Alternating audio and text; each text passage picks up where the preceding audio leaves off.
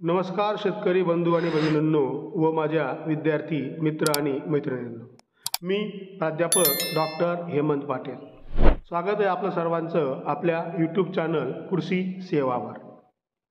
शेतकरी बंधूंनो, आपण जर बघितलं तर महाराष्ट्र तसेच पूर्ण भारतभरामध्ये कापसाचं सर्वीकडे उत्पादन हे घेतलं जातं आणि या उत्पादनावर जर सर्वात मोठा परिणाम जर कोणत्या होत असेल तर तो असतो किडींचा। आणि किडीमध्ये पण खास करून बोंडअळीचा। आता बोंडअळ्या ह्या 3 प्रकारच्या असतात। त्यात जर बघितलं आपण तर हिरवी बोंडअळी, शेंद्री बोंडअळी आणि ठिपक्याची बोंडअळी। तर या तिघं बोंडअळ्यांमुळे जवळपास कापसाच्या उत्पन्नामध्ये कमीत कमी 10 ते 20% पर्यंत नुकसान हे होऊ शकतं। म्हणून मी आपणास आज जी आपली गुलाबी बोंडअळी आहे, ज्याला आपण पिंक बोलवर्म असं म्हणतो,